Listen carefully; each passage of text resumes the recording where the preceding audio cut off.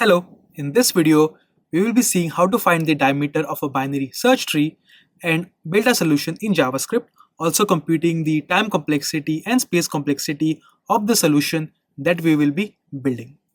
Before jumping into the solution aspect, let's first understand what this diameter that we have to find out means. Diameter will be the longest connected edge within this binary search tree that can be formed by connecting multiple nodes that exist.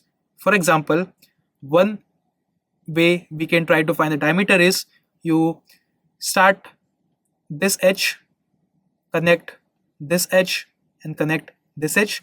1 plus 1 plus 1, we got 3. Let's try to see if we have something greater than 3. You start from here, you start going here and going here, that also becomes 3. So from this example, I can see the longest connected edge that can be formed is 3. Hence, the diameter of this problem statement will be 3. But the condition being that this connected edges don't always have to pass through your root node. In this case, it's passing, but it is not the specific criteria that it has to always pass. It can pass through some other nodes, but provided that it has to be the longest connected edge, then only we can say it's the diameter of the binary search tree. And we'll be finding a solution using depth first search. And what we will be doing is we will start from the root node and traverse on the left side towards the depth all the way until the depth of a binary search tree till we find a leaf node, and then we are going to track back and visit the right unvisited nodes in the left subtree, and then go all the way back to the root node after the left subtree is visited entirely, and then go on the right subtree and visit it in the same manner. And how that is going to look is something like this. We will start with our initial node, which is going to be the first node that you have. From this node, we are going to do depth first search. So I will say depth first search from node 1, and first I will see what is there on the left hand side. So I will go on the left side of this specific node that I have received. In the problem statement, I can see the left node is 2 here. So I will go to 2 and I will do depth first search for 2 also. For 2, again I will go deeper. I will say what is there on the left side. So for 2 on the left side we have 4. So I will do depth first search again for 4. I will come to 4. I will see what is there on the left side for 4. 4 is a leaf node. There is nothing on the left side. So if I try to do depth first search, this is just null. I will stop here. As soon as I detect null, I will stop here, and from this iteration of my recursive call, what I will do is I will return 0 from here. So this is going to be returning a 0 from this specific node that we have. So when you go back from here to here, this is going to return a 0 to its calling parent in this case. Then as we traversed the entire depth on the left side, now we will start visiting unvisited nodes on the right side in my left subtree, because this is depth first search. We go all the way down in one side, visit everything, and then you retract back and try to visit the other side, which is going to be on the right side. So I will come here back to this node now, and from this node what I will say is go on the right hand side. So I visited the left hand side, I came back to my node. Now I will go on the right hand side. So on the right hand side of this leaf node, there is also null. So because this is also null, I will return back 0 from this as well. So I will say, okay, I reached here and then just retract from here because I have found null here. So 0 gets returned from here.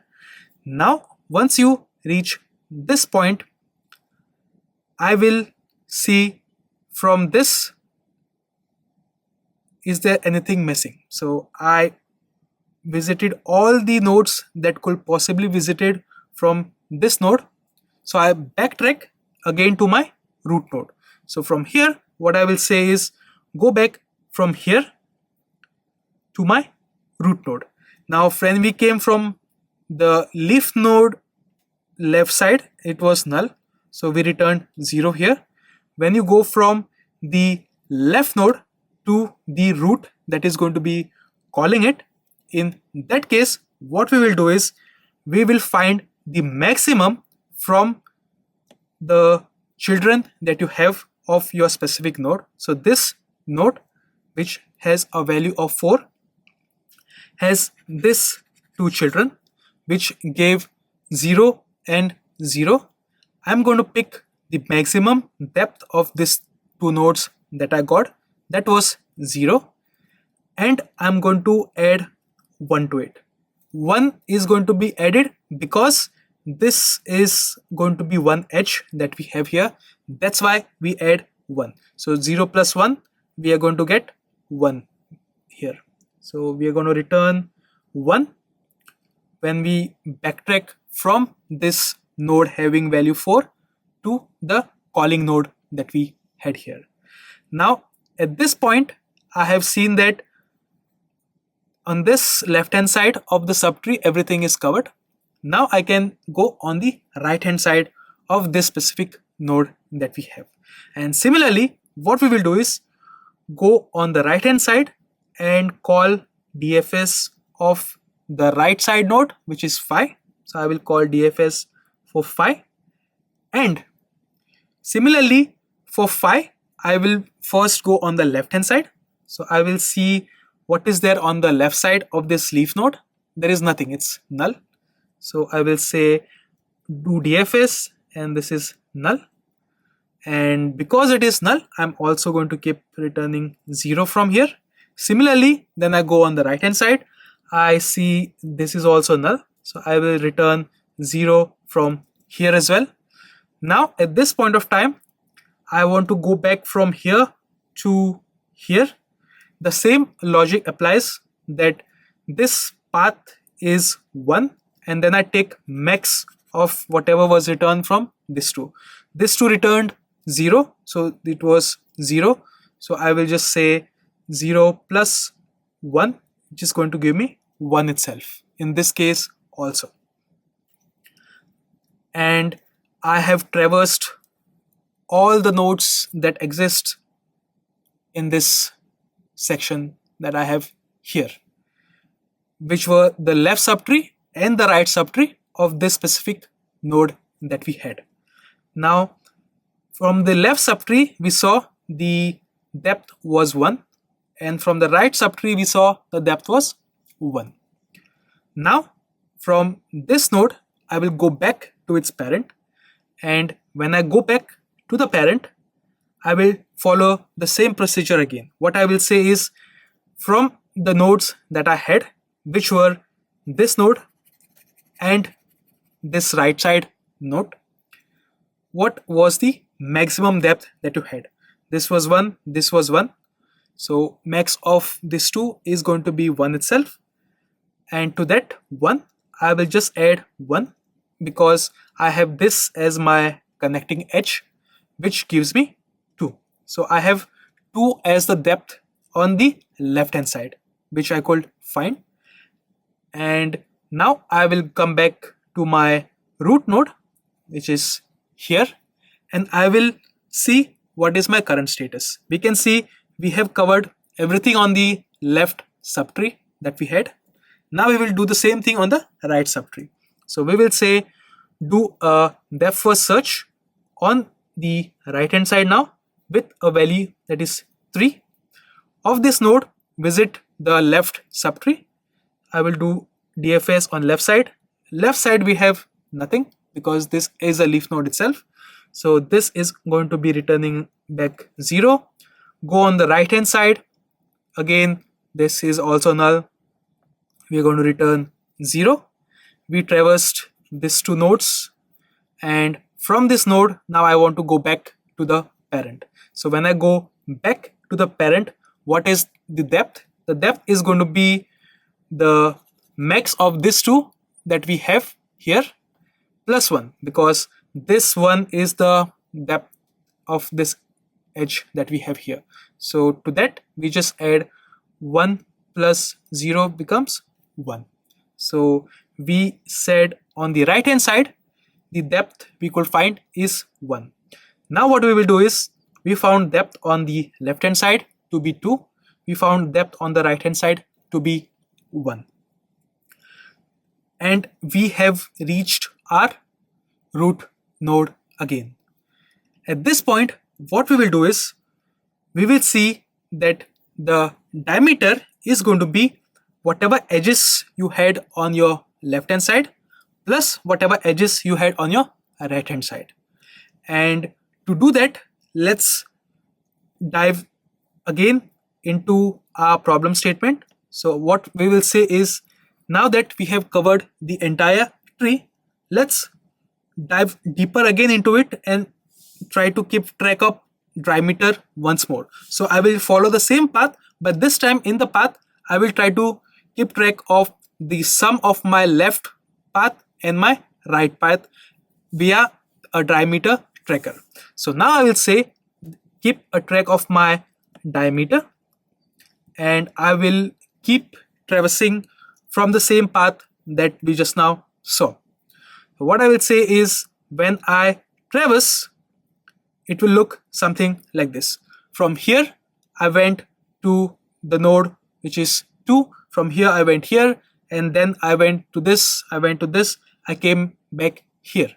Now from here I went here, and then I came back here. Now at this point in this section that we have here, what we will do is, once we get the outcome from the left root and we get the outcome from the right root, we will try to keep track of a diameter at this point. And what we will now say is that the diameter is going to be nothing but the sum of the left depth that we have and the right depth that we have. So I will just say the left depth being 1, the right depth being also 1.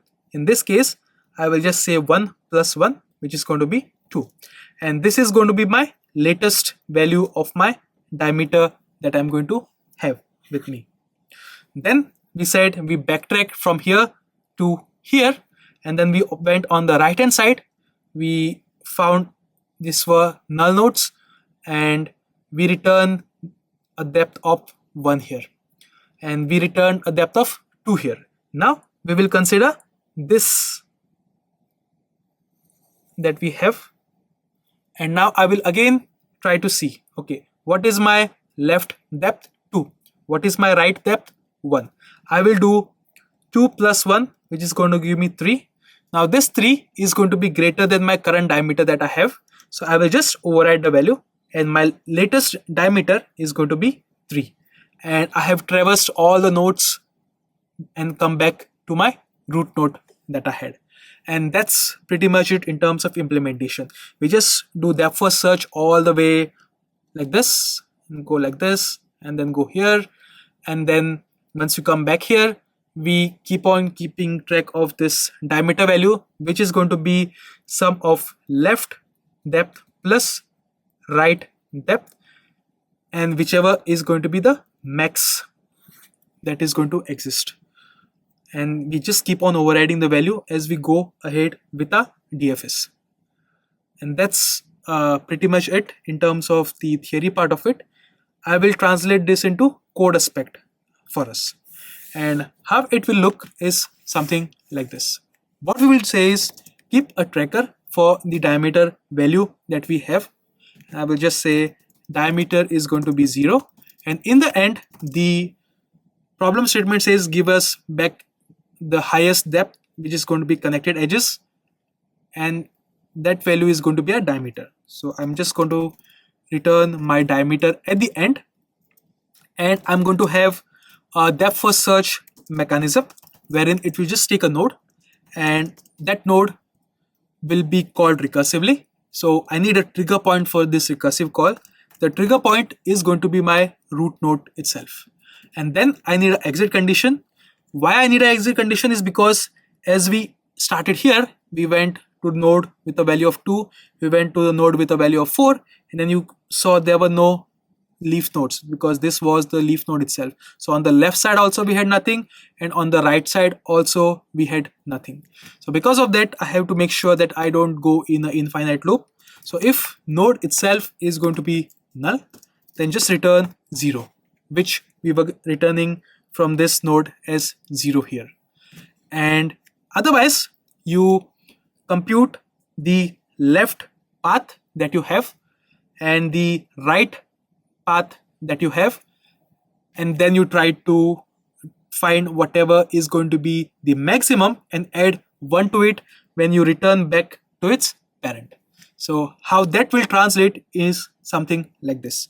I will say left depth is going to be DFS with our root node, which was passed here, now is a node here. So I will say DFS node dot left. I will say right depth is going to be DFS of node dot right. So we do depth first search for both the nodes. In visual representation, we did depth first search for this node and we did depth first search for this node, which was the right node here. And then what we did was found the max of these two, which was 1 in both the cases, and then we just added 1 to it. So when you're going to return back, you're just going to do math.max of the left depth that you have and the right depth that you have, and you just return 1 being the connected edge that goes back to your parent. And along with that, we said we are going to keep track of our diameter, which is going to be the maximum sum of our left and right edges. So diameter is going to be math.max of your current diameter value because you want the highest connected edge, and the diameter is going to be left plus right depth that you have. So you will just say left depth plus your right depth that exists. And that's pretty much it in terms of implementation. Whatever we covered in terms of our code base here, we just took it to the next level with association. And in terms of the time complexity that we will be having, it's going to be looking something like this. So we will have time complexity as big O of n, because we keep on iterating through the nodes that we have. So as we saw here, we covered all the nodes. So in worst case, it's going to take big O of n because we are going to make a depth first search call. And in terms of the space complexity that's going to exist, that is also going to be big O of n. Reason being that we are going to make these recursive calls, and these recursive calls are going to put the function calls in a call stack, which is going to consume space. And as we see, we had like so many DFS calls. All these calls will go in a call stack. That's why the space is also big O of n, in worst case having n nodes. And that's pretty much it in terms of implementation. Thank you for watching. Please like and subscribe.